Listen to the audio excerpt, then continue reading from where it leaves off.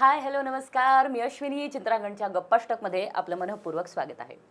मंडळी, सध्या माझ्या सकट, होय माझ्या सकट सगळ्या पालकांना त्यांच्या मुलांना CBSE बोर्डमध्ये, ICSE बोर्डमध्ये अशा इंग्रजी माध्यमांच्या शाळांमध्ये घालायचंय. का? अहो का म्हणून काय विचारताय? अर्थात आपली मुलं स्पर्धेत टिकायला नकोत का? पण इंग्रजी माध्यमांच्या शाळेत घालण्याचा आणि मुलांचा स्पर्धेत टिकण्याचा संबंध काय? असं कसं म्हणताय तुम्ही? सगळं जग इंग्रजी माध्यमातून तर चालतं की. असं असताना, म्हणजे एकूणच अशी सगळी परिस्थिती असताना एक व्यक्ती मात्र मराठी भाषेसाठी आणि मराठी शाळेसाठी अख्ख्या महाराष्ट्राशी भांडताना दिसतोय. सगळ्या नेत्यांशी भांडताना दिसतोय, समाजाशी भांडताना दिसतोय, आणि ती व्यक्ती म्हणजे दीपक पवार. सर, चित्रांगणमध्ये आपलं मनःपूर्वक स्वागत आहे. धन्यवाद. सर, माझ्या सकट, मगाशी जसं मी इंट्रोडक्शनमध्ये म्हणाले, तर माझ्या सकट सगळ्या पालकांना त्यांच्या मुलांना स्पर्धेत टिकवायचंय म्हणून इंग्रजी माध्यमांच्या शाळांमध्येच घालायचंय. असं असताना तुम्ही मात्र भांडताय मराठी माध्यमांच्या शाळांसाठी. तू जे म्हणालीस अश्विनी की तुझ्या सकट अनेक पालकांना CBSE किंवा ICSE बोर्डाच्या शाळांमध्ये आपल्या मुलांना पाठवा असं वाटतं. तर हे थोडंसं मेंढरांच्या मानसिकतेचा भाग आहे. लोकांना असं वाटतं की पहिलं जे रांगेतलं मेंढरू आहे ते जे काही करतंय ते बरोबर आहे, त्यामुळे ते एखाद्या खड्ड्यात जाऊन पडणार असेल तर बाकीचे पण खड्ड्यात पडतात. आपण जेव्हा असं म्हणतो की माणूस हा सामाजिक प्राणी आहे, त्यामुळे तो सामाजिकदृष्ट्या सगळ्यांच्या चुका आत्मसात करणारा पण प्राणी आहे, असा त्याचा एक अर्थ आहे. आता जे तू CBSE ICSEचा उल्लेख केलास, 10 वर्षापूर्वी जर आपण भेटलो असतो चर्चेसाठी, तर त्यावेळेला SSC बोर्डाच्या इंग्रजी माध्यमाचा उल्लेख तुझ्या बोलण्यात झाला असता. आणखी 10 वर्षांनी आपण भेटलो असतो तर कदाचित CBSE आणि ICSEचा उल्लेखच झाला नसता. आपण थेट IGCSE, IB आणि इतर बोर्डांचा उल्लेख केला असता.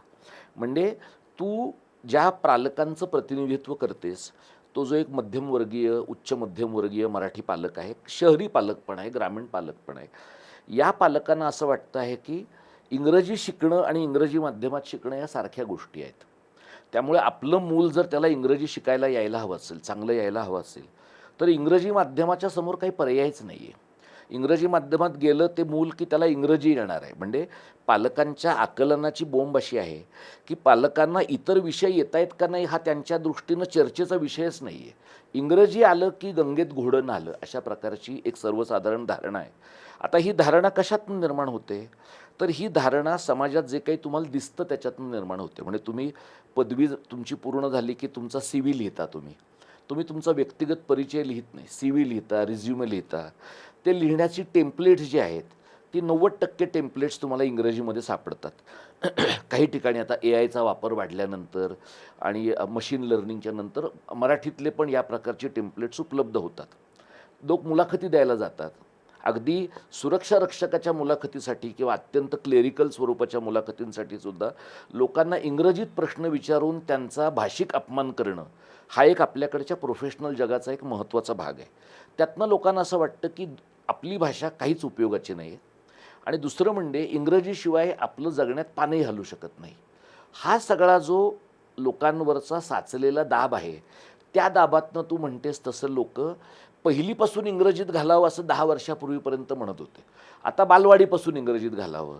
आता तर परिस्थिती अशी आली आहे की नवरा बायकोला जर चॉईस मिळाला तर लोक गर्भसंस्कारसुद्धा इंग्रजी भाषेमधनं करतील, इतक्या वाईट परिस्थितीमध्ये आपला समाज आहे. आणि त्या परिस्थितीमध्ये तू म्हणलीस तसं मराठी शाळांच्यासाठी मी भांडतो. फक्त एक दुरुस्ती अशी करतो की मी आणि माझे सहकारी बराच काळ आम्ही एकटेच आहोत असं आम्हाला वाटत होतं. गेल्या वर्षभरामध्ये आम्हाला मात्र असं वाटतं की महाराष्ट्रात ठिकठिकाणी अनेक लोकांना या सगळ्यात सामील व्हायचं आहे, आणि हळूहळू लोकांना असं वाटतं आहे की आपला समाज भाषिक विनाशाकडे चालला आहे. ही जाणीव गेल्या 1-2 वर्षांच्या मध्ये लोकांच्यात जागी झाल्यामुळे ज्या प्रकारचा एकटेपणा आम्हाला 2 वर्षापूर्वी वाटत होता तसं आता वाटत नाही. सर, पण बेसिकली पुन्हा मराठी माध्यमांच्या शाळांकडे येते. पुन्हा आपण इंग्रजी मराठी असं थोडंसं करणार आहोत. तर आत्ताच्या घडीला मराठी माध्यमांच्या शाळांची जी एकूणच परिस्थिती आहे त्याच्याकडे तुम्ही कशा पद्धतीने बघता? हे बघ कसं आहे की मराठी माध्यमाच्या शाळांची स्थिती आपण ज्यावेळेला लोक म्हणतात ना, तेव्हा दुःस्थिती आहे असं गृहीत धरून आपण त्याच्याबद्दल बोलतो. आता दुःस्थिती अनेक ठिकाणी आहे का? तर आहे. म्हणजे मराठी माध्यमाच्या शाळांमध्ये अनेक ठिकाणी प्रसाधनगृह नाही आहेत. म्हणजे मुली 7वीच्या पुढे शाळेमध्ये जायला लागल्या तर त्यांना पाळीच्या दिवसांमध्ये शाळेत जाता येईल अशी परिस्थिती नाही. म्हणजे मला आश्चर्य असं वाटतं की शाळा चालवणारे जे शिक्षक आहेत त्यांना मुलं बाळ आहेत, संस्था चालकांना मुलं-बाळं आहेत, लोकप्रतिनिधींना मुलं-बाळं आहेत. सगळ्यांची मुलं एका विशिष्ट वयात येतात. बरोबर. त्यामुळे त्यांना हे माहिती आहे की मुलींचा प्रॉब्लेम काय होऊ शकतो. पण मग गरिबांच्या मुली, वंचितांच्या मुली, दुर्गम भागातनं येणाऱ्या लोकांच्या मुली त्या शाळेमध्ये जातील तेव्हा त्या झाडाखाली बसू शकतील, उघड्यावर बसू शकतील, अस्वच्छ ठिकाणी बसू शकतील, त्यांची सोय नाही झाली तरी चालणार आहे. हा जो एक प्रकारचा असंवेदनशीलपणा समाजात आहे ना, त्याच्यामुळे मग त्या मुली आपलं उत्तर शोधतात. ते उत्तर काय आहे तर शाळेत नाही जायचं. मग 3 दिवस नाही गेलं, 4 दिवस नाही गेलं की घरच्यांना पण त्या मुलीचा एक सपोर्टिंग हँड मिळतो. म्हणजे असं होत नाही की ती मुलगी घरी आराम करते, ती मुलगी घरात मदत करते, घरकामात करते, शेतकामात करेल. आणि मग एका टप्प्याला आईबापांचं एक कॅल्क्युलेटेड इक्वेशन असं होतं की हिच्या शाळेवर होणारा खर्च, हिच्या होणाऱ्या दांड्या आणि त्यावेळेला हिचा घरात होणारा फायदा, हे सगळं लक्षात घेतलं तर शॉर्ट टर्ममध्ये या मुलीनं शिकणं फायद्याचं आहे का लग्न होणं फायद्याचं आहे. मग तिचं शिक्षण बंद पडतं, त्या मुलीचं लग्न होतं. आणि पालकांच्या बाबतीमध्ये तू जर बघितलंस तर मुलगा चांगली मुलगी येईपर्यंत उजवायचा नाही, अशी एक भावना पालकांची आहे. आणि मुलगी मात्र दिसेल त्या पहिल्या माणसाकडे तिचं लग्न लावून उजवायची. हा जो भारतीय समाजाचा गुण आहे तो मराठी समाजामध्ये पण आहे. म्हणजे तुला अनेकदा तूही ग्रामीण भागातून आली आहेस, तुला अनेक वेळेला पालकांना आपल्याला सांगावं लागतं की मुलगी 16च वर्षाची आहे, मुलगी 18 वर्षाची आहे, मुलगी 20 वर्षाची आहे, थांबा थोडं, आणखी चांगला मुलगा मिळू शकेल. मुलीच्या मुलाचं लग्न करताना जास्तीत जास्त चांगली म्हणजे काय, हुंडा देईल, गाडी देईल, घर देईल, सर्व प्रकारच्या सोयी उपलब्ध करून देईल, अशी पोरगी गटवेपर्यंत मुलांचे आईबाप शांत राहतात. पण मुलीच्या बाबतीमध्ये मात्र तिचं वय, तिची प्रगल्भता, तिची जगण्याची स्वतःची काही आकांक्षा, याचा काही विचार ते लोक करत नाहीत. आणि हे का घडतं? 7वी नंतर शाळा बंद पडते, 10वी नंतर शाळा बंद पडते. अनेक ठिकाणी 7वी नंतरची शाळा 10 किलोमीटरवर आहे, 10वी नंतरची शाळा तर सरसकट आपल्याकडे 15 किलोमीटरच्या आसपास आहे. अगदीच काही गावातल्या कॉलेजांमध्ये 10वी नंतर 2 वर्ष आहेत. आणि तिथंसुद्धा पालकांनी वर्गवारी कशी केली आहे, पोरगी आहे ना आर्ट्सला जाईल, पोरगा कॉमर्सला जाईल, किंवा पोरगा मग तालुक्याच्या ठिकाणी इंजिनिअरिंगला जाईल, ITIला जाईल, पॉलिटेक्निकला जाईल. म्हणजे मुलीचं शिक्षण सरकारने विनामूल्य केलंच आहे. आईबापांना ते झालंय त्याच्यापेक्षा पण विनामूल्य, खरं तर ते वजा रकमेमध्ये व्हावं, अशा प्रकारची पालकांची धारणा आहे. हा मराठी शाळांच्या पुढचा एक प्रश्न आहे की मुली हा शाळांचा महत्त्वाचा आधार आहे. कारण मुली ह्या त्यांच्या पर्यावरणामुळे, त्यांच्या वातावरणामुळे शिक्षणाबद्दल अधिक आग्रही असलेली जमात आहे. मुलांचं जर तू पाहिलंस तर गेल्या 10-20 वर्षांमध्ये मुलांमध्ये शाळेच्या वेळेत शाळेचं काम सोडून गावभर बोंबलत मुली बघत हिंडणं हा एक भाग, त्यानंतर एखाद्या नेत्याच्या मागे लोमतेगिरी करत, टगेगिरी करत हिंडणं, मग ते मटण खायला असेल, खोट्यानं म्हणजे लोकांना लपून सिगरेटी पिणं असेल, किंवा जर फुकटातच मिळाली तर वयाची मर्यादा ओलांडून दारू पिणं असेल, हे सगळं मुलं करतायत. हे सगळं मुलं करतायत. पण हे सगळं केलं तर मुलांच्या तथाकथित पुरुषार्थाच्या खाली हे झाकलं जातं आहे. आणि त्यामुळे आईबाप असा विचार करतात, ठीक आहे 10वीत त्यानं चूक केली ना, अजून 2 वर्ष त्याच्यावर खर्च करू, 12वीत चूक केली अजून 3 वर्ष त्याच्यावर खर्च करू. म्हणजे जो काही वंशाचा दिवा आपण प्रयत्नपूर्वक जन्माला घातलेला आहे तो दिवा त्याने कितीही विझवायचा प्रयत्न केला तरी आपण विझू द्यायचा नाही. याच्या बाबतीत आईबापांना क्लॅरिटी आहे. आणि ही क्लॅरिटी पितृसत्ताक व्यवस्थेतनंच येते. या बाबतीतली 1% सुद्धा संवेदनशीलता पोरींच्या बाबतीमध्ये नाही आहे. आणि त्याच्यामुळे मुलींचं कसं आहे, तू स्वयंपाक कर, तू घरची कामं बघ, तू आल्या गेल्या पाहुण्यांचं बघ. समजा तुमच्या नात्यातल्या एखाद्या पुरुषाने तुला चुकीच्या पद्धतीनं स्पर्श केला तर हे कशाला बोलून दाखवायचं, आपलाच माणूस आहे, आपलीच आबरू जाईल. आणि हे जसं नात्यात घडतं तसं हे शाळांमध्ये घडतं आहे, हे कॉलेजांमध्ये घडतं आहे. असं ज्या वेळेला घडतं त्यावेळेला मुलगी घरात येऊन आपल्यावर झालेल्या अन्यायाबद्दल बोलूही शकत नाही. अशा 50-100 कारणांनी मुलींचं शिकणं थांबतं. हे ग्रामीण भागामध्ये खूप घडतं. शहरात तू बघितलंस तर आता आम्ही मुंबई महानगरपालिकेशी गेली काही महिने भांडतोय. त्यांनी अचानक एक शाळा स्ट्रक्चरल ऑडिट केलं आणि ते म्हणले की ही धोकादायक आहे. 3 स्ट्रक्चरल ऑडिट केले, त्यातले 2 धोकादायक होते असं त्यांचं म्हणणं आहे, एक कमी धोकादायकवालं होतं. पण हे स्ट्रक्चरल ऑडिट रिपोर्ट यायच्या अगोदर त्यांनी पोरं हाकलून दिली. पोरं 5-5, 6-6 किलोमीटर लांब गेली. मुंबईमध्ये त्या ज्या बायका आहेत, मराठी पण बायका आहेत, हिंदी माध्यमात शिकणाऱ्या मुलांच्या हिंदी भाषिक बायका आहेत, मुसलमान बायका आहेत, या सगळ्या बायकांना आपल्या मुलांना शाळेमध्ये नेण्यासाठी एका वेळेला पाऊण म्हणजे 1.5 तास लागतो. त्या आया सकाळी सोडतात, संध्याकाळी परत आणायला जातात. 3 तास ज्याच्यामध्ये त्यांची घरकामं 4 होतात. म्हणजे त्यांची 4 कामं पण थांबली आणि त्या मुलांची शाळा पण बोंबलली. 60 मुलांना ह्यांनी मुंबई महानगरपालिकेनं माहीमच्या मराठी शाळेमधनं घालवलं होतं. त्यातली 5 मुलं राहिलीत 1 वर्षात. म्हणजे तू गळतीचा रेशो बघ. गळतीचा रेशो एवढा प्रचंड आहे की ती पोरं आजारीच पडतात. तू मला सांग की दिवसाला 8 किलोमीटर चालायचं, एवढं त्या 8वी 9वीच्या पोरांच्या पायाची ताकद असेल का? आणि हे आम्ही महानगरपालिकेला विचारलं की तुमची मुलं जर एवढी लांब शाळेमध्ये जात असतील तर तुम्ही जाऊ दिली असती का? पण सरकारच्या व्यवस्थेमध्ये काम करणारे जे अधिकारी आहेत त्यांच्या बुडाखाली गाड्या आहेत. त्यांची पोरं तशीही बॉम्बे स्कॉटिश आणि इतर प्रकारच्या कॉन्व्हेंट शाळांमध्ये जात आहेत. त्यामुळे शाळांच्या बाबतीमध्ये असं घडतं आहे की शाळा ठरवून बंद पाडल्या जाणं, शाळांचं चुकीचं स्ट्रक्चरल ऑडिट करणं. ग्रामीण भागामध्ये आता मी ओरोसला गेलो होतो. 20,000 लोकांचा मोर्चा त्यांनी तिथं काढला. त्या जिल्ह्यामध्ये आणि महाराष्ट्राच्या इतर अनेक भागांमध्ये 0 शिक्षकी शाळा आहेत. म्हणजे 1ली ते 8वीपर्यंत मुलांची संख्या एवढी कमी आहे की सरकारच्या म्हणण्याप्रमाणे सरकारला शिक्षक देताच येत नाही आहे. आणि त्यामुळे सरकारचं म्हणणं आहे की तुझी शाळा, हिची शाळा, ह्याची शाळा ह्या सगळ्या मर्ज करा आणि समूह शाळा तयार करा. आता समूह शाळा तयार करणं हे तुम्ही एखादा व्हिडिओ गेम खेळण्यासारखं नाही आहे. तुम्ही जेव्हा समूह शाळा तयार करता तेव्हा 2 गावांच्या मध्ये जर एखादी दरी असेल, 2 गावांच्या मध्ये एखादा नदीचा प्रवाह असेल, आणखी काहीतरी अंधारलेली जागा असेल, तर पहिल्यांदा पालक असं ठरवतात की घरातली पोरगी बाहेर जाणार नाही. हे जे घडतंय ना, यातनं आपल्याला असं जाणवतं की सरकार काय विचार करतं.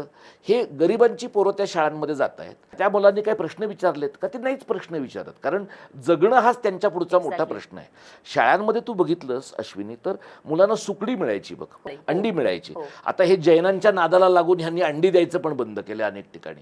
तर अनेक ठिकाणी मुलं शाळेत जायची कारण घरात पुरेसं खाणं नव्हतं. म्हणजे आपल्यातल्या अनेक लोकांच्या हे लक्षात येत नाही की शिक्षण हे पोट भरल्यानंतर करण्याची कृती आहे. आणि त्यामुळे जर मुलांची पोटं म्हणजे माझं असं म्हणणं आहे की मुलं शाळेत येतात, मुलं शिक्षकांशी बोलतात. अगदी एखादं शेंबडं मूल त्या शाळेतल्या शिक्षिकेच्या पदराला आपलं नाक पुसतं. आता हे सहन करण्यासाठी लागणारं जे एक सोशल सर्किट आहे, एक स्पिरिट आहे, हे त्या शिक्षिकेकडं, त्या शिक्षकाकडे आत्तापर्यंत होतं. आता परिस्थिती अशी आहे की गेल्या 10 वर्षामध्ये 10 ते 12 लाख BEd DEd झालेले लोक बेकार आहेत. ज्यांना नोकऱ्या मिळत आहेत त्यांच्या नोकऱ्याचा दर साधारणपणे 25 लाख रुपये आहे.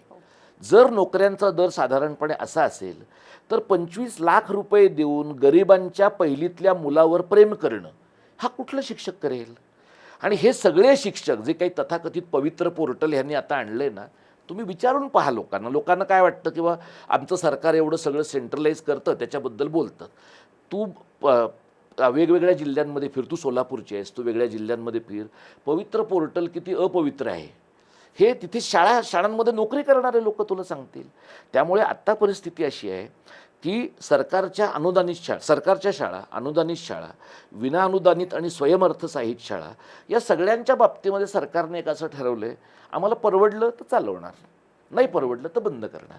आणि सगळा दृष्टिकोन जो आहे तो जो शिकवणारा माणूस आहे त्याच्या केंद्रित आहे.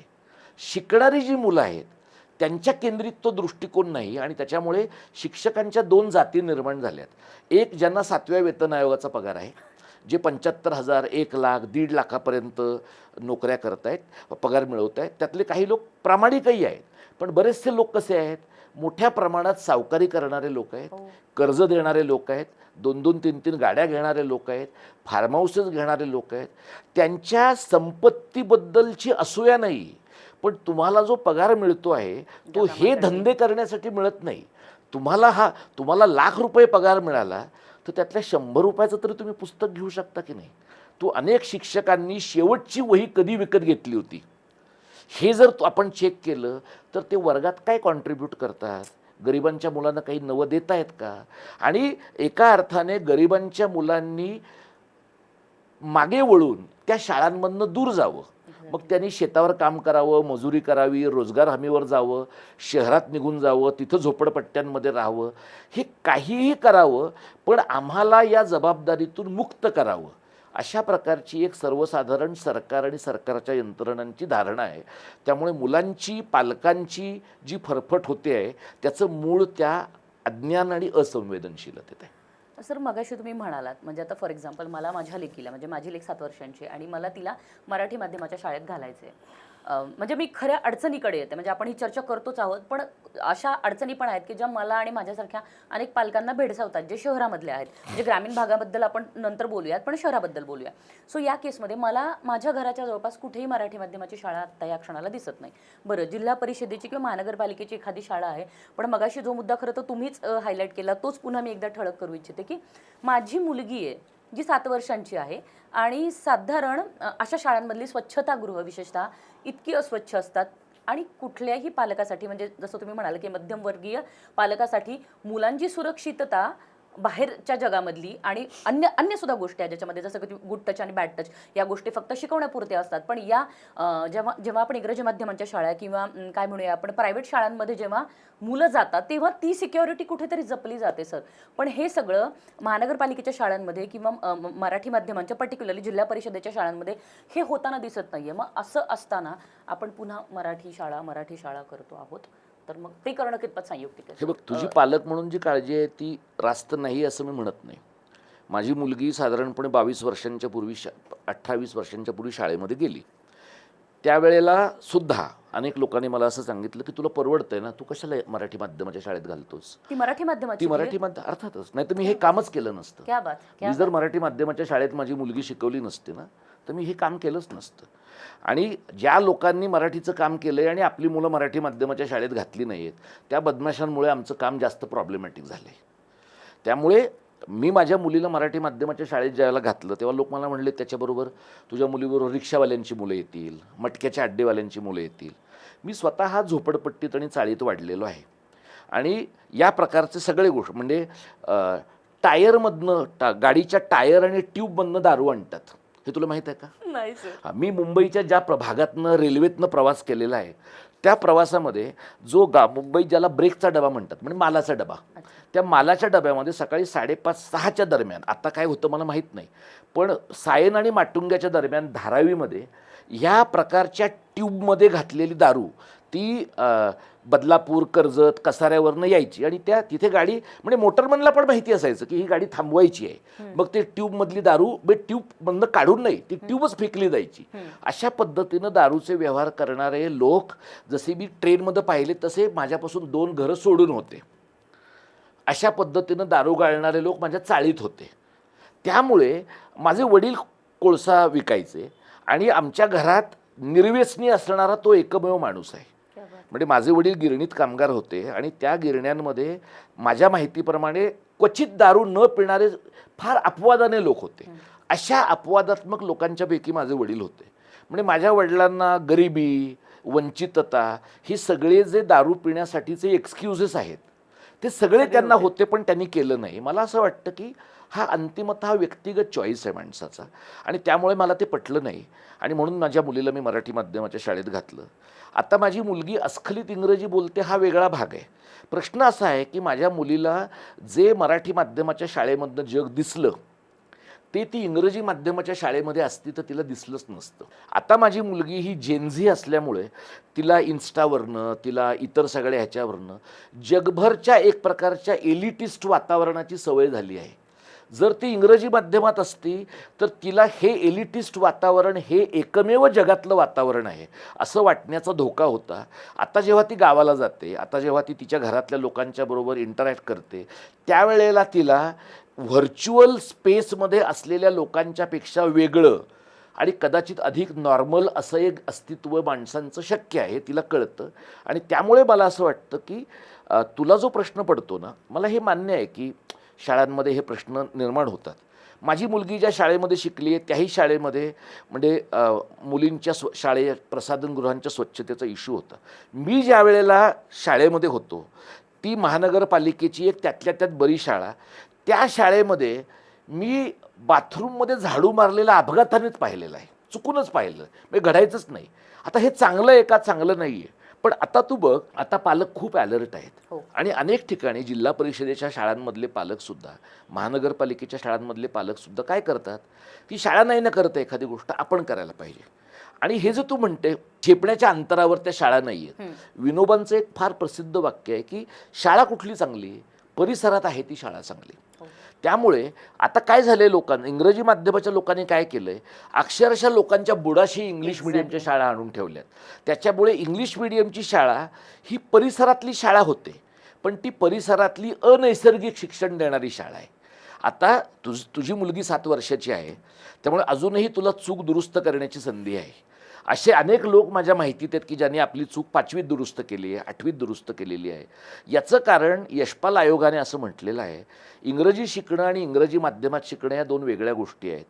पण मध्यम वर्ग समाजाचा जो आहे तो त्याच्यामध्ये गल्लत करतो आणि त्यामुळे रोट लर्निंग म्हणजे रट्टा मारणारे, पाठांतर करणाऱ्या मुलांच्या फौजा तयार होतात आणि जे मध्यम वर्ग करतो त्याचंच अनुकरण नंतर बहुजन समाज करतो आणि त्यातून आपण आकलन शून्य अशा प्रकारचा समाज निर्माण करतो.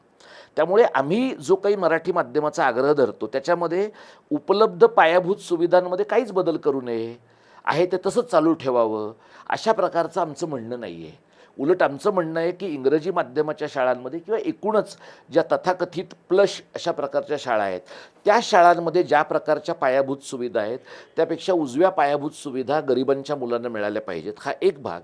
पण तू जसं म्हणालीस की इंग्रजी माध्यमाच्या शाळांमध्ये ही बाहेरची काळजी घेतली जाते, मग टॉयलेट चांगलं असेल त्यांचं, इन्फ्रास्ट्रक्चरवर विशेष लक्ष दिलं जातं. इन्फ्रास्ट्रक्चरवर त्यांचं लक्ष आहे. तू दुसरा प्रश्न त्यांना विचारून पहा, आमच्या मुलांना एखादी गोष्ट कळत नाही असं तुम्ही जेव्हा म्हणता त्यावेळेला ती त्या मुलाच्या आकलनाच्या मर्यादेमुळे कळत नाहीये का तुमच्या शिकवण्याच्या पद्धतीमुळे कळत नाही? शिकवण्याच्या पद्धतीमुळे. आणि त्या शिकवण्याच्या पद्धतीमुळे तू मराठी माध्यमाच्या शाळेत जाऊन बघ, तू स्वतः शिकलीस मराठी माध्यमाच्या शाळेमध्ये. गावामध्ये तर एखाद्या मुलाला जर काही कळलं नाही तर त्याचा बाप किंवा आज आई शाळेमध्ये जाऊन काही वेळेला शिक्षकाची कॉलर धरायला मागे पुढे पाहत नसत. आता इंग्रजी माध्यमाच्या शाळांमध्ये आई बाप रस्त्यावर उभे आहेत. एकतर अनेकांना ती भाषा बोलता येत नाही, ज्यांना भाषा बोलता येते त्यांना पण एक प्रकारचं असं एटिकेटचं प्रेशर आहे की समजा आपण असं बोललो किंवा समजा चुकूनच जाऊन आपण एखादी शिवी घातली त्यांना तर पुढे आपल्या मुलांना त्रास होऊ शकेल.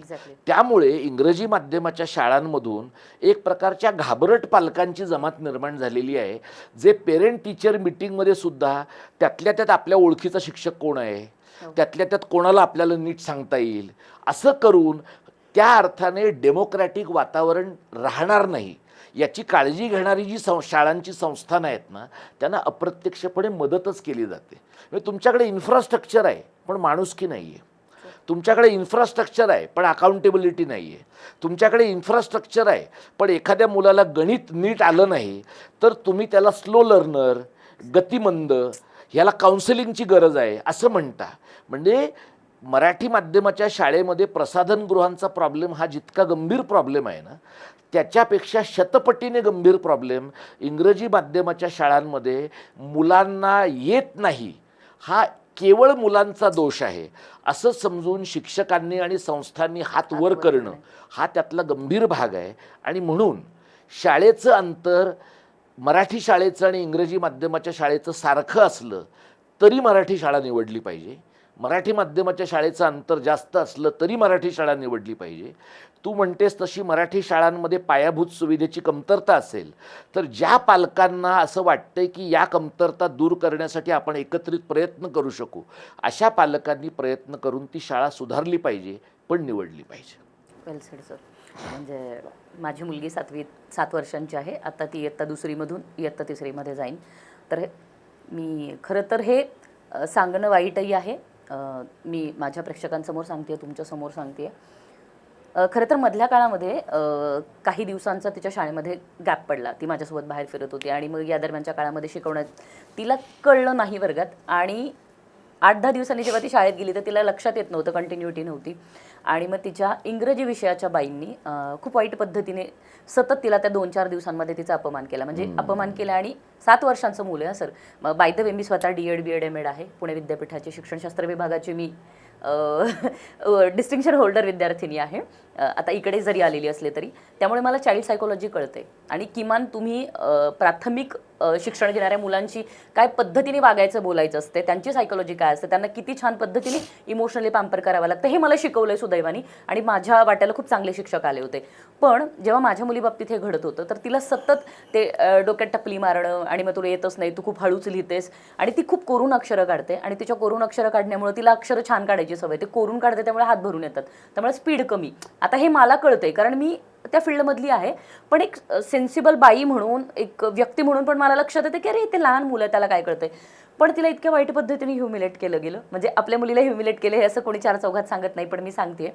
आणि तिच्या मैत्रिणींनी माझ्या नवऱ्याला असं सांगितलं शाळेत तो सोडवायला जायचा की अंकल अंकल आपको पता है ये 2-3 टीचर्स ना मैत्री को बहुत ज़्यादा गुस्सा करते हैं और उसे बहुत डांटते हैं.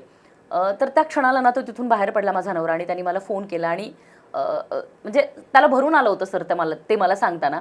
आणि त्याच्यानंतर जेव्हा माझ्या पोरीला रिसीव्ह करायला मी शाळेमध्ये गेले, त्या क्षणाला मला असं भडभडून रडायला आलं की माझ्या मुलीला किती वाईट पद्धतीनं अपमानित केलं जातंय. फक्त 7 वर्षाचं लेकरू आहे ते. म्हणजे चाइल्ड सायकोलॉजी, आता खरं तर अत्यंत वाईट ग्रामीण शब्द तोंडात येतात, पण चाइल्ड सायकोलॉजी गेली पाण्यात, सगळ्या गोष्टी गेल्या पाण्यात. मुळात मग मला हा प्रश्न पडला की या इंग्रजी माध्यमांच्या शाळांमध्ये शिकवणाऱ्या शिक्षकांचं बेसिक क्वालिफिकेशन काय आहे. कारण जर आपण पुन्हा मराठी माध्यमांच्या शाळांतल्या शिक्षकांकडे गेलो, भले ते पवित्र पोर्टल असेल किंवा अन्य गोष्टी असतील, तर CET असते, बाकीच्या गोष्टी असतात, त्यांची ओव्हरऑल एज्युकेशनल क्वालिफिकेशन तपासून त्यांना त्या शाळांमध्ये शिकवण्याची संधी मिळते किंवा ते शिक्षक म्हणून जातात. पण व्हॉट अबाउट इंग्रजी माध्यमांच्या शाळा, तिथे त्या लोकांकडे ते क्वालिफिकेशन पण नसतं. असं असताना आपलं मूल ज्या पद्धतीने ह्युमिलेट होतं आणि त्याच्या एकूणच सगळ्या गोष्टींवर काय परिणाम होतो ते सध्या मी भोगतीये सर. आणि म्हणूनच मला असं वाटलं की या निमित्ताने खरं तर तुमच्याशी या सगळ्या चर्चा कराव्यात. पण असं जरी असलं तरी पुन्हा मी येईन सर की मराठी माध्यमांच्या शाळांमध्ये काही गोष्टींमध्ये सुधारणा आवश्यकच आहेत, आणि मग त्या कराव्यात असं वाटत असेल तर त्या काय पद्धतीच्या कराव्यात असं तुम्हाला वाटते. कारण तू जो प्रसंग सांगितलास ना, सो ते फार वाईट होतं, बिलीव्ह मी. म्हणजे त्या मला प्रसंगामध्ये त्या बाई तुझ्या मुलीशी कोणत्या भाषेत बोलल्या आहेत? त्या कदाचित इंग्रजीत बोलल्या असतील.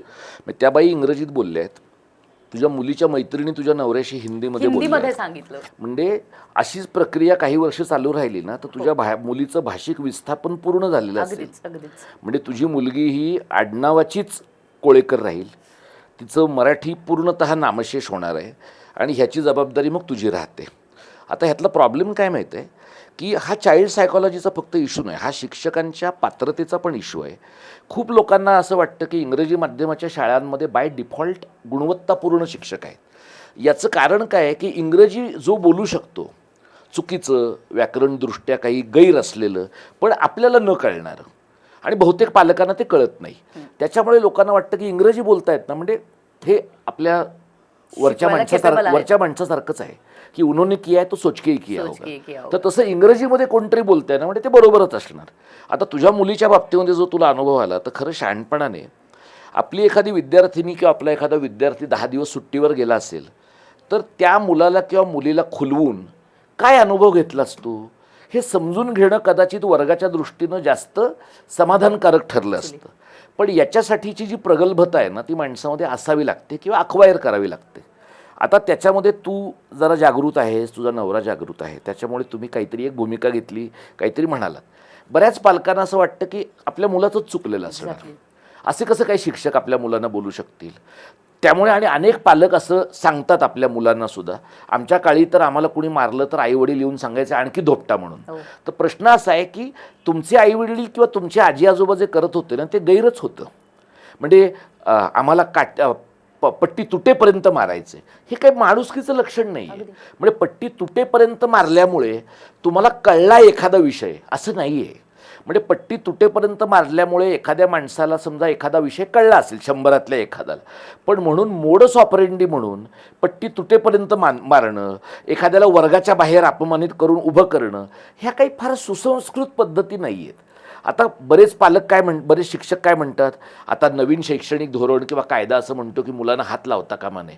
मुळामध्ये शिक्षण ही जी प्रक्रिया आहे ना ही आदानप्रदानाची प्रक्रिया आहे, हाणामारीची प्रक्रिया नाही आहे. म्हणजे तुम्ही मुलांना पिटी खेळताना पण मारणार, लॅबमध्ये मुलांनी समजा एखादं काहीतरी पेटवायला ठेवलंय आणि त्याच्यात काहीतरी प्रॉब्लेम झाला तरी मारणार. म्हणजे तुम्हाला आर्ग्युमेंट नावाची गोष्ट माहिती नाही आहे. आणि शिक्षक नावाच्या जमातीतल्या माणसाला जर आर्ग्युमेंट माहिती नसेल, तुम्हाला एखादा युक्तिवाद मांडता येत नसेल आणि पोरं लहान आहेत तुमच्यापेक्षा, तुम्ही 30 आणि पुढच्या वयाचे आहात, तुमच्या हाताखालची पोरं 7 ते 15 वयाची आहेत, म्हणजे तुमच्यात आणि त्यांच्यात सहज एका पिढीचा किमान फरक आहे, 1 ते 2 पिढ्यांचा फरक आहे. म्हणजे चूक करण्याची जबाबदारी किंवा स्वातंत्र्य पोरांना आहे, सुधारण्याची जबाबदारी शिक्षकांवर आहे. हे जर शिक्षकांनी केलं नाही ना तर शिक्षक, मी आता काही वेळेला पालक शिक्षक सभांना माझ्या मुलीच्या शाळेमध्ये गेलो आहे, तर तिथे मला असं वाटायचं की पालक शिक्षक सभा हा एकपात्री प्रयोग आहे. म्हणजे त्यांना काही पालकांचं ऐकायचं नसतं. एक शिक्षक, एक मुख्याध्यापक उरलेल्या सगळ्या शिक्षकांना काहीतरी सांगतात आणि प्रत्येक पालक सभेमध्ये शाळेचे स्वतःचे काही लाडके पालक असतात, जे एकदम असे पोपटासारखे बोलतात, हे सगळं छान चाललंय वगैरे. आणि त्याच्यामुळे जो एखादा असंतुष्ट पालक असतो किंवा ज्याला काही नवीन सांगायचं असतं, तो पालक ह्यांच्या दृष्टीनं डावलला जातो. उदाहरणार्थ माझी मुलगी असं मला म्हणाली होती की बाबा तुम्हाला म्हणतो तू गाईड वापरता कामा नये, पण आमच्या बाई वर्गात गाईड घेऊन आल्या होत्या. आता असं आहे की वर्गात गाईड घेऊन शिकवणारे शिक्षक ही लाजिरवाणीच गोष्ट आहे. म्हणजे मुलं ही सुद्धा लाजिरवाणी गोष्ट आहे, पण शिक्षक ही अधिक लाजिरवाणी गोष्ट आहे. आता या बाबतीमध्ये ना इंग्रजी माध्यमात पण हे घडतं आहे. इंग्रजी माध्यमामध्ये रिलायबल असेल, इंग्रजी माध्यमामध्ये इतर काही प्रकारच्या गोष्टी असतील तर लोक ते वापरत आहेत.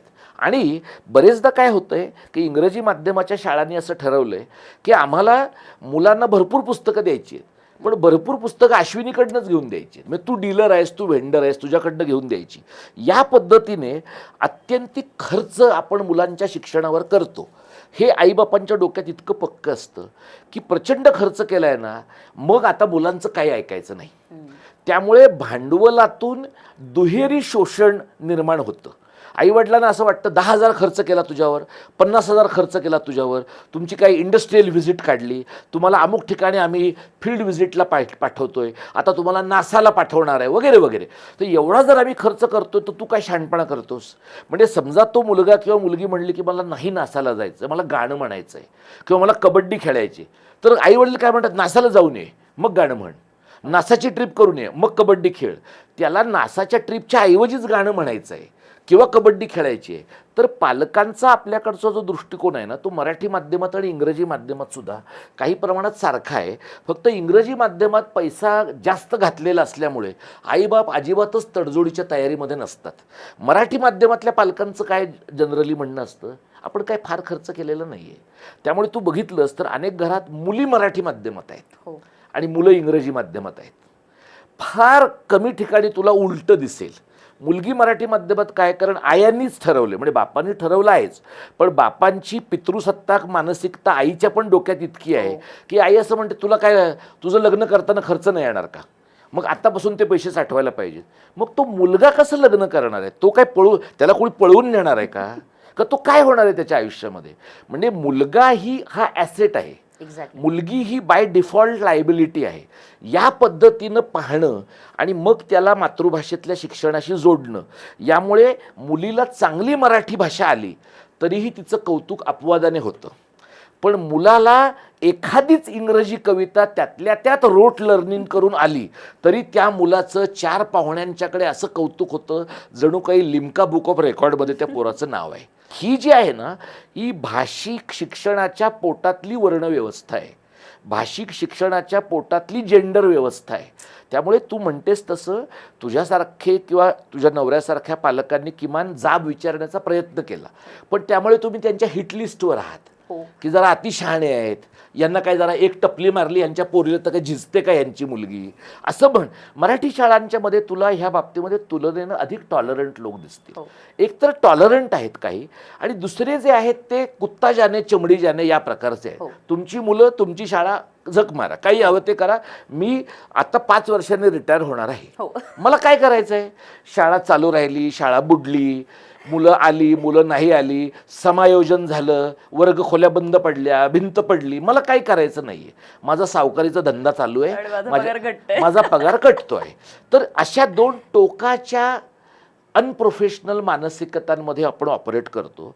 पण हे तू लॉजिकल एंडला जर पुढे नेलंस तर तुला असं लक्षात येईल की इंग्रजी माध्यमातली ही असंवेदनशीलता जी आहे त्यातनं वाईट शिक्षण तर मिळतंच, पण तुझं मूल किंवा कुठल्याही माणसाचं मूल आपल्या मातृभाषेच्या संस्कृतीच्या संचितापासून पूर्ण दुरावतं. मातृभाषेतल्या शिक्षणामध्येही असंवेदनशीलता असते, पण तिथे एक ॲडेड फायदा जो आहे तो तुम्ही मातृभाषेची काही कच्ची मुळं तरी धरून ठेवता. त्यामुळे तुमचं दुहेरी नुकसान होत नाही, एकेरी होतं. नुकसान होत नाही असं नाही, एकेरी होतं. पण आता आपण वाईट शिक्षणाच्या काळात जर जगत असू तर एकेरी नुकसान होऊ द्यायचं का दुहेरी तिहेरी नुकसान होऊ द्यायचं, हा आपल्याला पालक म्हणून आणि संवेदनशील नागरिक म्हणून विचार करायचा आहे. सर आता बेसिकली होतं कसं बघा, म्हणजे आता मला एकच मुलगी आहे आणि वी आर डन की एकच मुलं आहे बास आहे. सो माझ्यासारखे असे माझ्या वयातले असे अनेक पालक आहेत की ज्यांना साधारण एकच मुलं आहे, मुलगा मुलगी what ever it may be. आणि मग तिथे ही आमची भावना असते की नाही बाबा एकच मुलं आहे ना, तर त्याला उत्तम पद्धतीचं शिक्षण द्यायचं आहे. मग ते उत्तम पद्धतीचं शिक्षण कुठे मिळतंय, तर ते इंग्रजी माध्यमाच्या शाळेत मिळतं. म्हणजे हे डोक्यामध्ये इतकं घट्ट बसलेलं आहे. कदाचित याला कारणीभूत जसं मगाशी आपण म्हणालो की इन्फ्रास्ट्रक्चर असेल किंवा बाकीच्या गोष्टी असतील, पण ॲट द सेम टाईम आत्ता ज्या पद्धतीने इंग्रजी माध्यमांच्या शाळांमध्ये लाईक काय म्हणूया आपण की ज्या काळासोबत रिलेव्हंट स्वतःमध्ये बदल करतायत, तसं असं मराठी शाळांबाबतीत होत नाहीये सर.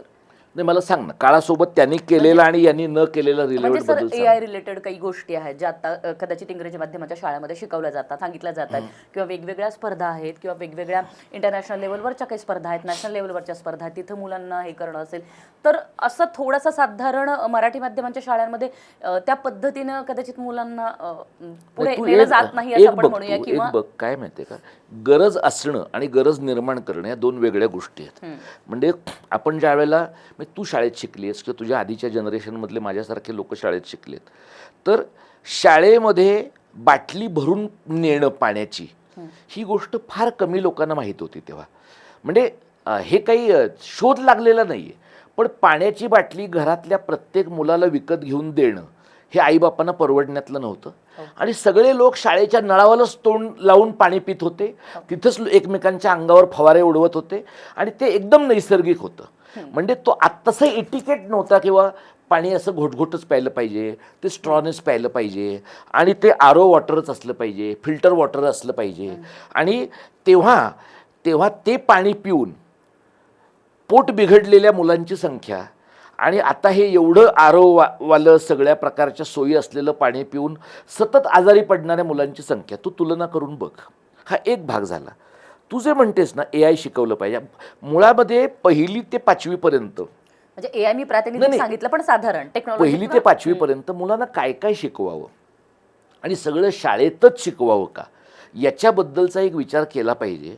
भाषा बघ संधी आणि सक्तीमुळे वाढते.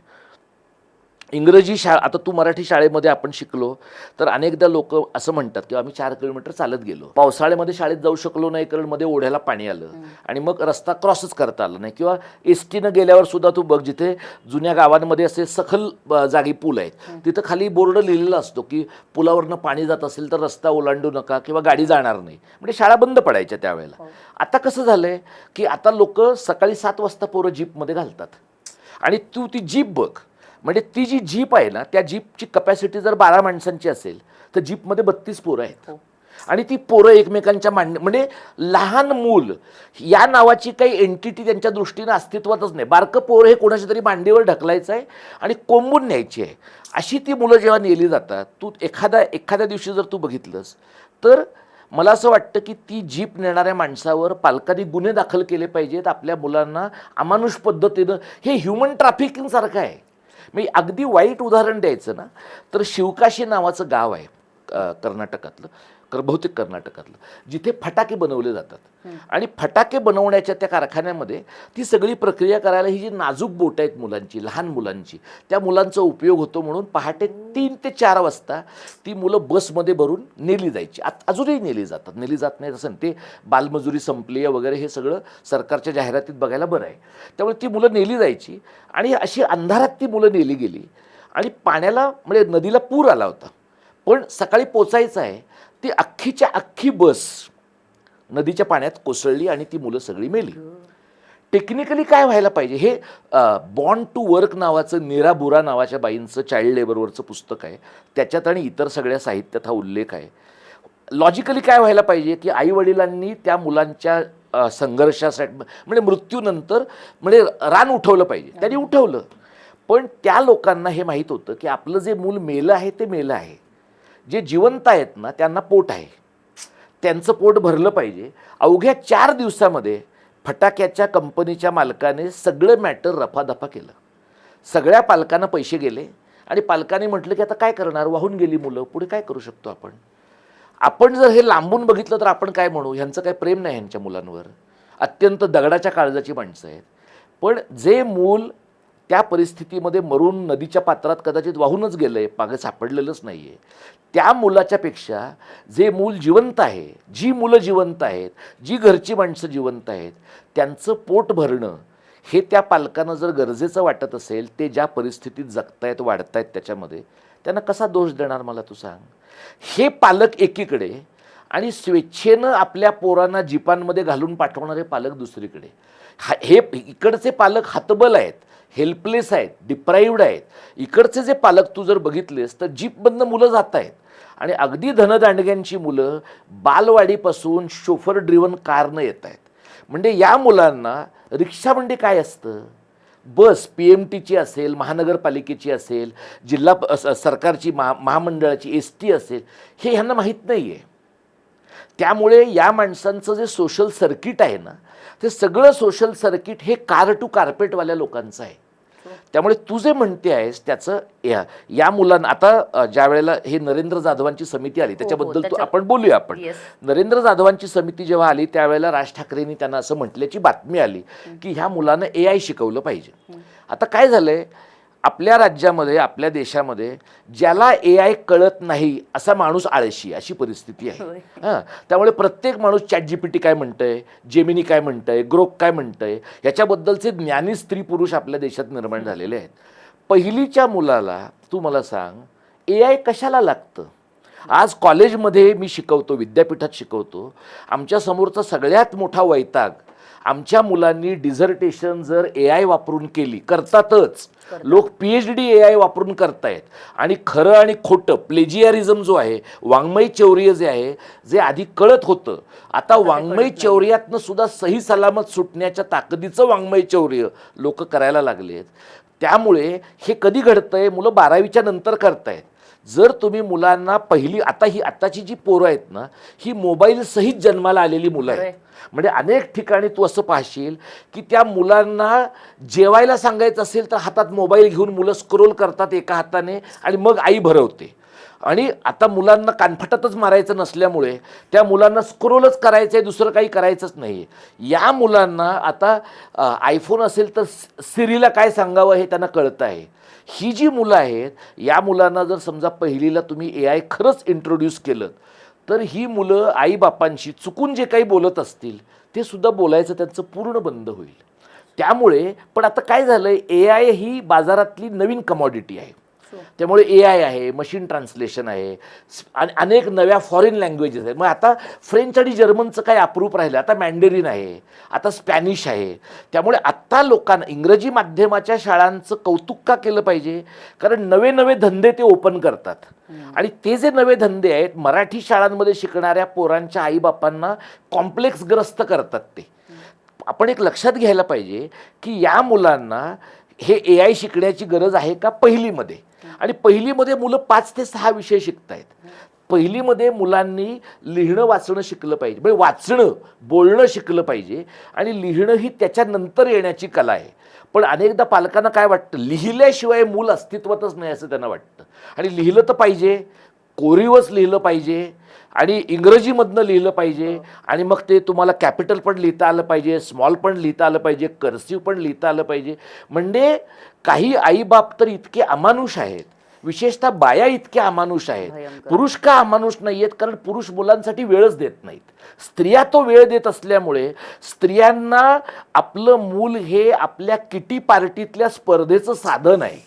त्यामुळे अनेक ठिकाणी तुला जाणवेल की त्या मुलाने पोएम म्हणलीच पाहिजे, त्या मुलाने सॉन्ग म्हणलंच पाहिजे, त्या मुलाला म्हणजे कबड्डी पण खेळता आली पाहिजे, गिटार पण वाजवता आलं पाहिजे, सगळंच करता आलं पाहिजे. म्हणजे ते मूल चुकून 5 मिनिटं मोकळं दिसलं ना तर आईचा BP शूट होतो. तर हा जो प्रॉब्लेम आहे ना, ही ॲबनॉर्मॅलिटी पोरांमध्ये नाही आहे, आयांमध्ये आणि बापांमध्ये आहे. ते 6 वर्षाचं मुलं आहे, 8 वर्षाचं मुलं आहे, तुम्ही ज्या पद्धतीने त्याला म्हणजे घाण्यातला एखादा बैल आहे ना, त्याच्यापेक्षा तुम्ही तुमच्या मुलांना वाईट वागवता. आणि जर काय त्या माणसांना अमानुष पद्धतीने वागवण्याचा कायदा जर 4 भिंतीच्या आत आणला गेला ना, अनेक आईबाप जेलमध्ये जातील अशी परिस्थिती आहे. अशा परिस्थितीमध्ये मराठी माध्यमाच्या शाळांचे आपण आभार, मराठीच नव्हे प्रादेशिक भाषांमधल्या शाळांचे आभार यासाठी मानले पाहिजेत की ते एवढे टेक्नोसॅव्ही नाही आहेत की मुलांना पटकन त्यांची गचांडी धरून हे पाठव मोबाईलवर, हे करायलाच पाहिजे असं सगळं करतायत. याचा अर्थ त्यांना टेक्नॉलॉजी येऊ नये का? टेक्नॉलॉजी यावी. शिक्षकांना काय यायला पाहिजे आणि मुलांना कधी काय देण्याची गरज आहे याचं तारतम्य असलं पाहिजे. आता तू शाळांमध्ये बघ, आता पुढच्या वर्षी सरकार 3ऱ्या भाषेच्या ऐवजी काहीतरी आणेल, काहीतरी उद्योग ते करतील. अनेक शाळा तुला जाणवेल, विशेषतः इंग्रजी माध्यमाच्या, AIचा कोर्स काढला, द्या 5,000 रुपये, अमुक एक नवं केलं, दे 10,000 रुपये. अशा पद्धतीनं त्यांचे नवे नवे हे धंदे आहेत. म्हणजे एखाद्या मोठ्या एजन्सीनं स्कॅम करताना छोटे छोटे स्कॅम करत राहावेत. शिक्षण हा मोठा स्कॅम आहे. त्या शिक्षणामध्ये नवं तंत्रज्ञान हा एक पोट स्कॅम आहे. त्या शिक्षण म्हणजे बूट आमच्याकडनंच घ्या, मोजे आमच्याकडनंच घ्या, बॅग बाहेरनं घ्यायची नाही, हे सगळं. आणि ट्रिपसुद्धा आम्ही पाठवू तिथेच गेलं पाहिजे, आम्ही सांगू त्याच रिसॉर्टवर राहिलं पाहिजे, हेच तुमच्या सोशलायझिंग प्रक्रियेचा भाग आहे. हे जे आहे ना, शिक्षणाची जी अर्थव्यवस्था आहे, शिक्षणाचं जे अर्थकारण आहे, त्याच्यामध्ये तुझ्याकडं वर्षाला 5 लाख नसतील तर तुला गरीब आणि लाजीरवाणं वाटलं पाहिजे. अशा प्रकारची व्यवस्था ज्यांनी केली आहे ना, ते शाळा नाही चालवत आहेत, ते शाळांची सुपरमार्केट चालवतात. त्यामुळे आपल्या मुलाला कदाचित मराठी माध्यमाच्या शाळेमध्ये तुलनेनं कमी अपडेटेड शिक्षण मिळेल, हा धोका असेल. पण आपल्या मुलाला बाजारामध्ये क्रयविक्रयाचं मोल असलेली एक कमॉडिटी, इतकं त्या मुलाचं ऑब्जेक्टिफिकेशन होणार नाही, एवढी काळजी जर पालकांना घ्यायची असेल तर त्यांचा माध्यमाबद्दलचा निर्णय जास्त पक्का होईल.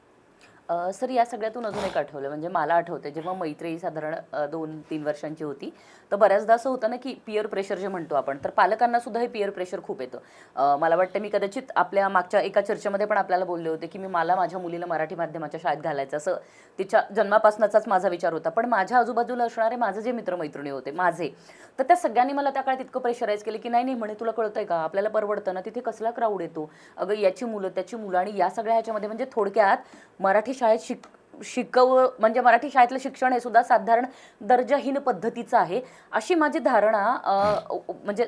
धारणा सिस्टमॅटिकली बनवली गेली आणि मी बळी पडले त्याची. आणि मी जाहीरपणे अनेक वेळा कबूल करून झाले की हो, मी या सगळ्याची बळी पडले आणि मी माझ्या मुलीला इंग्रजी माध्यमाच्या शाळेत घातलं. सर, पण खरंच या पद्धतीच्या धारणेमुळं, म्हणजे पर्टिक्युलरली मराठी माध्यमांच्या शाळेतलं शिक्षण हे दर्जाहीन पद्धतीचं आहे अशी जी काही धारणा हल्ली ठळक किंवा अधोरेखित केली गेली आहे, तर याला नेमकं कारणीभूत काय आहे सर? काय बघ, मराठी माध्यमाच्या शाळेमध्ये आता तुझे सगळे हे मित्रमैत्रिणी मराठी माध्यमाच्या शाळेमध्ये शिकलेले आहेत. हां, त्यामुळे हे जे सगळे लोक आहेत ना, हे खाल्ल्या घरचे वासे मोजणारे लोक आहेत. त्यामुळे असं आहे की मराठी माध्यमाच्या शाळांमधल्या लोकांची एक प्रायमरी तक्रार काय आहे, आम्ही 11वीला गेलो आणि मग आम्हाला जड गेलं. आता ते जड का गेलं? कारण आपल्याकडे एकेकाळी 5वीपासून इंग्रजी होतं, त्यानंतर कधीतरी बाळासाहेब खेरांनी 8वीपासून केलं, मग ते पुन्हा 5वीपासून आलं. रामकृष्ण मोऱ्यांनी ते 1लीपासून आणलं. आता रामकृष्ण मोऱ्यांनी गेल्या 22 वर्षामध्ये 1लीपासून इंग्रजी आणलेलं आहे.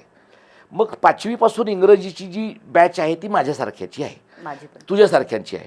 म्हणजे 5वीपासून इंग्रजी शिकणाऱ्या लोकांचं समजा नुकसान झालं असं आपण तत्वतः गृहीत धरू. तर माझी मुलगी 1लीपासून इंग्रजी शिकली आहे मराठी माध्यमाच्या शाळेत. तुझ्याबरोबरचे तुला थोडे ज्युनियर असलेले अनेक लोक शिकलेले आहेत. यांचा काय प्रॉब्लेम आहे? यांचा जो प्रॉब्लेम आहे ना, तो सरकार क्रिएटेड प्रॉब्लेम आहे. तुम्ही पहिली भाषा कधी शिकवायची, दुसरी भाषा कधी शिकवायची, तिसरी कधी शिकवायची, याचे काही भाषाशास्त्रीय, समाजशास्त्रीय, शिक्षणशास्त्रीय, मानसशास्त्रीय संकेत आहेत. आपण ते का नाही पाळले? कारण रामकृष्ण मोरे तेव्हा असं म्हणले की ब्राह्मणांच्या मुलांनी परदेशात जायचं, बहुजनांच्या मुलांनी इथंच राहायचं, हे चालणार नाही. इंग्रजी शिकलं की ब्राह्मणांची मुलं परदेशात जातात, आमची पोरं गावातच राहतात, आम्हाला हे नको आहे. हे आर्ग्युमेंट त्यांनी विधिमंडळात केलं आहे. हे आर्ग्युमेंट त्यांना मदत करणाऱ्या लोकांनी माध्यमात केलं आहे. पण हा एवढाच भाग नाही आहे. सरकारनं ते आर्ग्युमेंट मान्य केलं, समाजानं ते आर्ग्युमेंट मान्य केलं.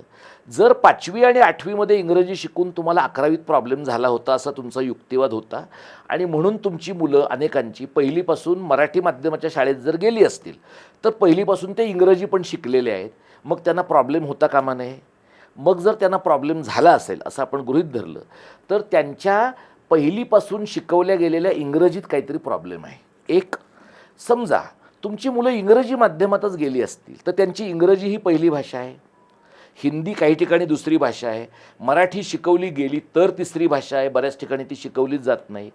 मग जर तुमचं मूल इंग्रजी माध्यमाच्या शाळेत गेलं असेल अगोदर किंवा तुम्ही स्वतःच इंग्रजी माध्यमाच्या शाळेत गेला असाल तर तुम्हाला इंग्रजी काय येत नाही.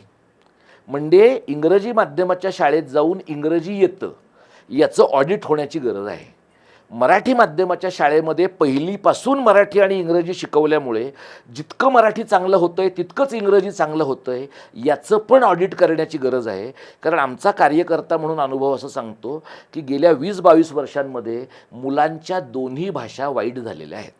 आता तू जे म्हणतेस ना की या प्रकारचं वातावरण का निर्माण होतं, तुला जे लोकांनी सांगितलं की कोणाची मुलं तुझ्याबरोबर येतील तर झोपडपट्टीवाल्यातली रिक्षावाल्यांची मुलं येतील, तर म्हणजे झोपडपट्टीतल्या माणसांची मुलं वाईट आहेत, रिक्षावाल्यांची मुलं वाईट आहेत, पण फ्लॅटमध्ये बसून आपल्या बायकोला मारहाण करणाऱ्या माणसाची मुलं चांगली आहेत, फ्लॅटमध्ये बसून स्कॅम करणाऱ्या एखाद्या फायनान्शियल स्कॅमस्टरची मुलं चांगली आहेत, मोठमोठ्या फ्लॅटमध्ये बसून जागांचे अपहार करणारे अशा लोकांची मुलं चांगली आहेत.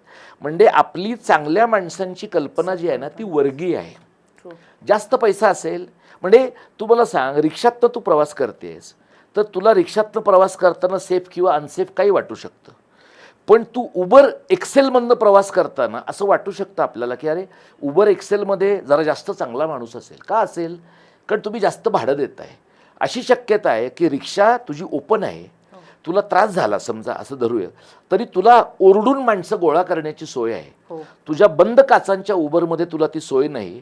आणि कदाचित याचं नीट कल्पना असलेला माणूस एखाद्या स्त्रीला पुरुषाला जास्त टॉर्चर करण्याची शक्यता आहे. पण आपल्या डोक्यातलं गणित काय पक्क आहे, कमी पैसे घेतो, कमी पैसे खर्च करतो, पाणी कमी असलेल्या ठिकाणी राहतो, छप्पर गळका असलेल्या ठिकाणी राहतो, म्हणजे माणूस फालतू असणार. ही जी माणसांची धारणा आहे ना ही एका अर्थी आपण आपल्या हेही शिकलेल्या मराठी शाळेतल्या मुलांनी आपल्या आईबापांवरच अन्याय करण्यासारखं आहे. आपले सगळ्यांचे आईबाप शेतीत होते, सामान्य उद्योगांमध्ये होते, अनेक अशा प्रकारच्या कामांमध्ये होते ज्याला फार समाजात प्रतिष्ठा नव्हती, पण तरीही त्यांनी केलेल्या पाठपुराव्याने त्यांनी आपल्याला दिलेल्या स्पेसमुळे आपण जगामध्ये कुठंतरी उभं राहू शकलो. ही जी मराठी शाळेमधली मुलं जी आपल्या मुलांना इंग्रजी माध्यमाच्या शाळेत स्वतः घालत नाहीत आणि इतरांनी घालू नये म्हणून आग्रहपूर्वक प्रयत्न करतात, ही एक अत्यंत कृतघ्न जमात आहे. यांचा प्रॉब्लेम काय आहे? हे कधी एकत्र येतात मला सांग?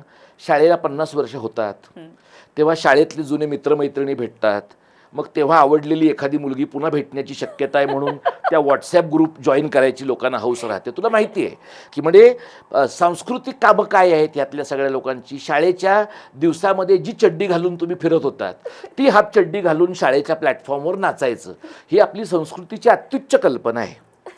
आणि शाळेच्या व्हॉट्सॲप ग्रुपवर जायचं, शिक्षकांचा 60वा 70वा वाढदिवस करायचा, तुमच्याशिवाय करमलं नाही असं म्हणायचं. ते लता मंगेशकरांचं गाणं आहे बघ एक यांच्याबद्दल, सैनिकांच्याबद्दल, भारतीय नागरिकांचा घास रोज अडतो ओठी, सैनिक हो तुमच्यासाठी. बाईंचा आवाज चांगला आहे, गाण्यातली भावना चांगली आहे, पण हे अत्यंत खोटं गाणं आहे. आपले भारतीय नागरिक 99% वेळेला सैनिकांच्या बद्दल त्यांना काही पडलेलं नाही. इनफॅक्ट आपलं सगळं संरक्षण आपण सैनिकांना आउटसोर्स करून टाकलेलं आहे. ते चायना तुम्ही बघा, ते पाकिस्तान तुम्ही बघा, ते म्यानमार तुम्ही बघा. आम्हाला फक्त तिकडे चीनच्या जवळच्या तिकडे गेल्यानंतर बर्फात आम्हाला प्रॉब्लेम होणार नाही एवढं इन्शुअर करा. म्हणजे ही नागरिक नावाची जी जमात आहे ना ही एवढी आत्मकेंद्री जमात असते.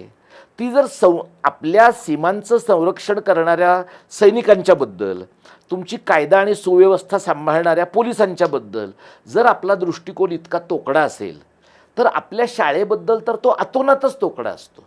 त्यामुळे तुला असं जाणवेल की लोक काय करतात, शाळेमध्ये शिक्षकांचे वाढदिवस करतात किंवा शाळेला एखादा आरो वॉटरचं भांडं नेऊन देतात किंवा 4 खुर्च्या नेऊन देतात, 4 टेबलं नेऊन देतात.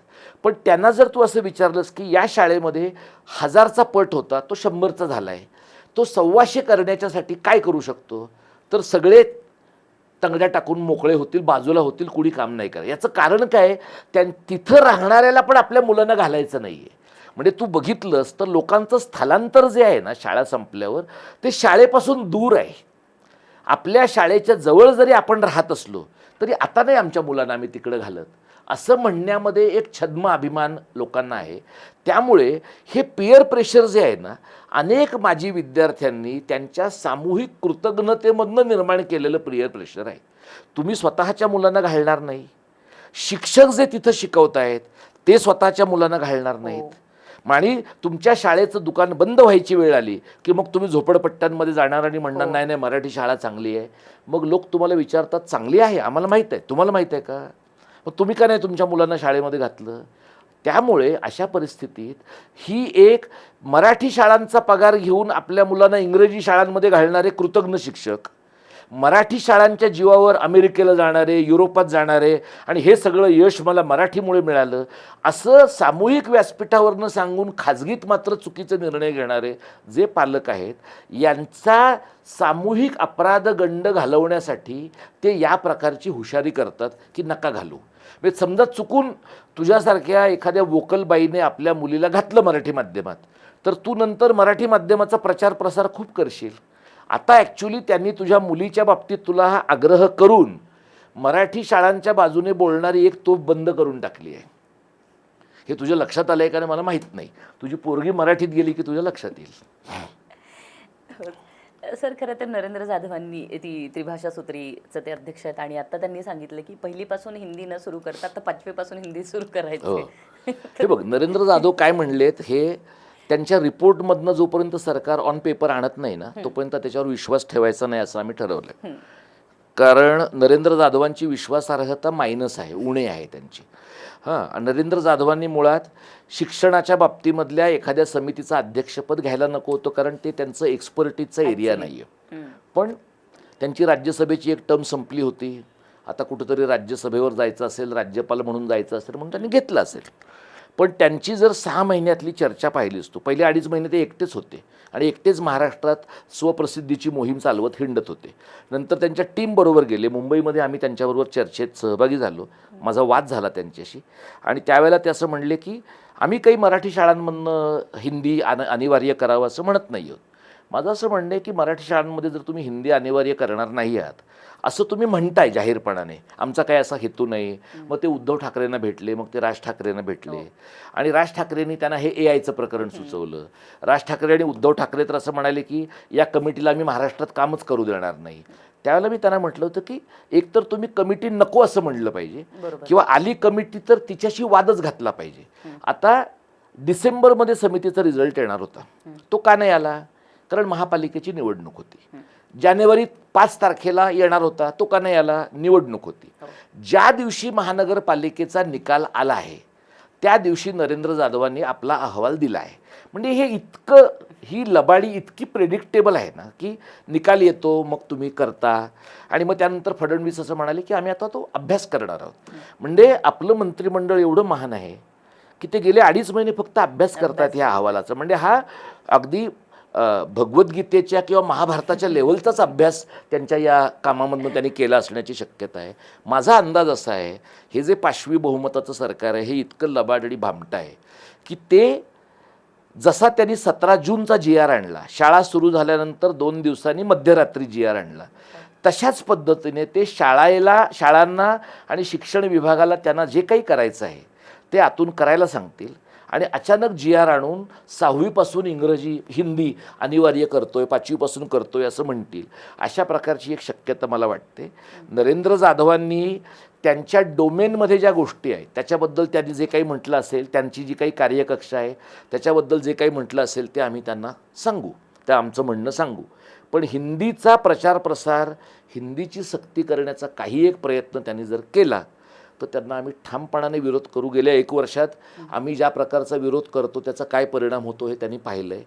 त्यांना परत त्याचीच परीक्षा घ्यायची असेल तर आम्ही पुन्हा एकदा आंदोलन करू शकू. सर शेवटच्या काही 1-2 प्रश्नांकडे येऊया आपण. सर नव्या पिढीला जर आता पुन्हा मराठी माध्यमाकडे आणायचं आहे, मराठी माध्यमाच्या शाळांमध्ये त्यांनी त्यांच्या मुलाला घालायला हवं आहे, तर यासाठी आपल्याला स्पेसिफिकली काही करता येऊ शकतं? काय माहिती आहे, मराठी माध्यमाच्या आता महाराष्ट्रात 3 ते 4 प्रकारच्या शाळा आहेत. सरकारच्या शाळा आहेत, महापालिकेच्या, जिल्हा परिषदेच्या, खाजगी अनुदानित शाळा आहेत, हो. विना अनुदानित शाळा आहेत आणि स्वयंअर्थसहित शाळा आहेत. या 4 प्रकारच्या शाळांमध्ये स्वयंअर्थसहित आणि विनाअनुदानित शाळांमधल्या लोकांचं जगणं सगळ्यात वाईट आहे. म्हणजे महाराष्ट्रात अशा अनेक स्वयंअर्थसहित शाळा आहेत ज्यांना दरमहा शिक्षकांना 3 ते 5 हजारच पगार देता येतो. तो पेट्रोल अलाउन्स आहे. आता पेट्रोल अलाउन्स घेऊन एखादा शिकवणारा माणूस शिकवेलसुद्धा काही वर्ष. मला असे काही लोक माहिती आहेत की ज्यांनी 15 वर्ष अशा शाळेत शिकवलेलं आहे आणि त्याचा एकमेव परिणाम त्यांच्या वैयक्तिक आयुष्यावर असं झालं आहे की त्यांचं लग्नच झालेलं नाही आहे. कारण लग्न होऊ शकत नाही, कारण 5,000 पगार घेणारे आणि तो सुद्धा पेट्रोलवर खर्च करणाऱ्या माणसाशी कुठलीच पोरगी लग्न करणार नाही. अशी मुलगी असेल तर मुलगा लग्न करणार नाही. त्यामुळे 10-15 वर्ष अशा शाळांमध्ये नोकरी करून मग काही पुढं वाटच दिसत नाही असं म्हणल्यावर काही लोकांनी पवित्र पोर्टलवर अर्ज केलेले आहेत, काही लोकांनी इतर संस्था चालकांकडे अर्ज केलेले आहेत. तर हे तू तपासून पहा, इतरांनी पाहावं. आपल्याकडे लोक गेले काही महिने असं सांगतात की पवित्र पोर्टलवरनं एकदा नेमणुका झाल्या की काय प्रॉब्लेम होते, सगळं छान होत आहे. तर हे ज्यांना वाटतंय त्यांनी थोडी शोधपत्रकारिता करावी. खाजगी अनुदानित मराठी माध्यमाच्या शाळांमध्ये आणि मराठी माध्यमाच्या, कारण खाजगी अनुदानित इंग्रजी माध्यमाच्या शाळांचं प्रमाण एकदम किरकोळ आहे. खाजगी अनुदानित उर्दू माध्यमाच्या शाळा आहेत. खाजगी अनुदानित मुंबईसारख्या ठिकाणी एखाद दुसरी तमिळ माध्यमाची शाळा असेल, कन्नड माध्यमाची शाळा असेल. तर या शाळांच्या नेमणुकांमध्ये ज्या प्रकारचे आर्थिक व्यवहार गेल्या काही काळामध्ये होत आहेत त्याच्यामध्ये शाळांमध्ये नेमणुकीचा दर 20 ते 25 लाख रुपये आहे. शाळा आणि ज्युनियर कॉलेजमधल्या नेमणुकीचा दर 40-1 लाखाच्या आसपास आहे आणि पदवी आणि पदव्युत्तर पातळीवरच्या नेमणुकांचा दर 60 ते 90 लाखांच्या आसपास आहे. मी मराठवाड्यात गेलो त्यावेळेला मला एक आनंदाची बातमी अशी दिली गेली की मराठवाड्याने आता कोटीची उड्डाणं करायला सुरुवात केली आहे आणि 1 कोटी रुपये आता तिथं नोकरीसाठी लोक घ्यायला गेले आहेत. म्हणजे ह्या बाबतीमध्ये मराठवाडा उर्वरित महाराष्ट्राच्या खूप वेगाने पुढे धावतो आहे. याबद्दल त्यांचं अभिनंदन करायचं काही मला माहीत नाही. धन्यवाद. त्यामुळे अशा परिस्थितीत जी पोरं तरुण आहेत ना, तू म्हणलीस तू DED BED केलेलं आहेस, एम एड पण केलं आहे. हां, म्हणजे मला जर तू विचारशील तर तू ह्या बाबतीत वेडी आहेस असं मी तुला म्हणेन की हे 3 कोर्स तू एकत्र का केलेस.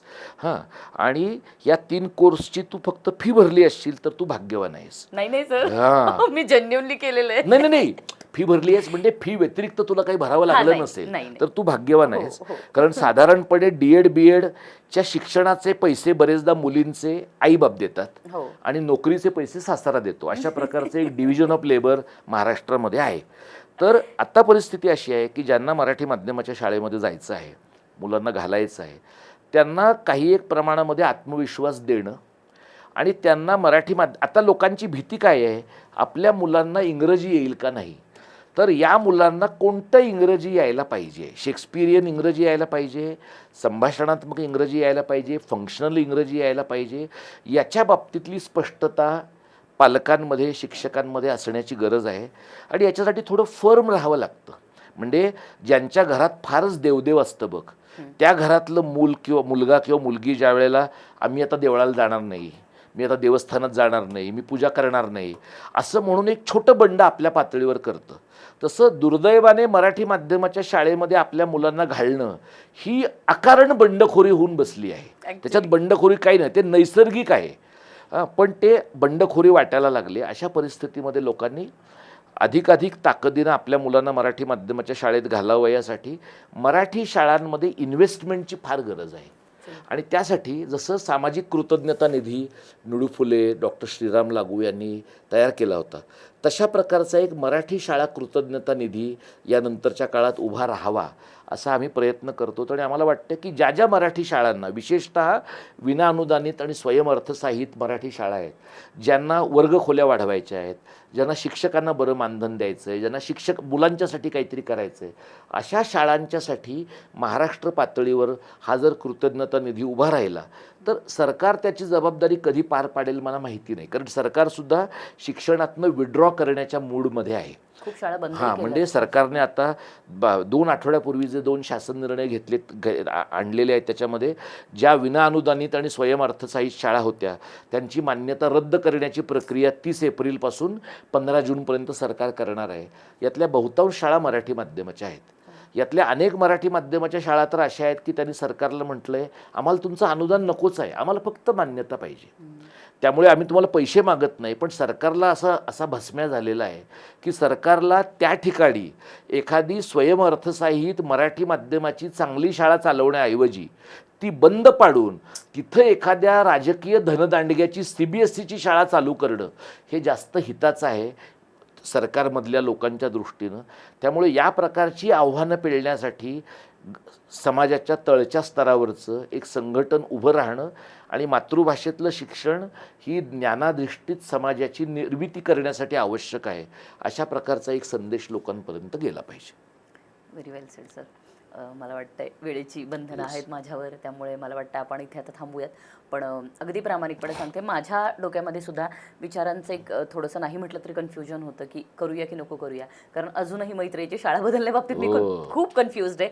पण पुटं निघाली आहेत माझ्या डोक्यातली आता, त्यामुळं खूप स्पष्ट झाली आहेत माझे स्वतःचे विचार. आणि मला वाटतं की वैयक्तिक कोणत्याही चांगल्या गोष्टीची सुरुवात ही आपण वैयक्तिक स्वतःपासून करावी. त्यामुळं मला वाटतं या अनुषंगानं हेच उत्तम राहील की मी प्रयत्न करेन की माझ्या मुलीसाठी मला मराठी माध्यमाची उत्तम शाळा मिळाली तर मी तिला, नाही मिळाली तरी मी जवळपास जी कुठली शाळा असेल तिकडे घालायचा तिला प्रयत्न करेन. सो खरंच खूप मजा आली असं नाही म्हणणार सर, पण खूप अभ्यासपूर्ण एक संवाद झाला असं मी म्हणेन.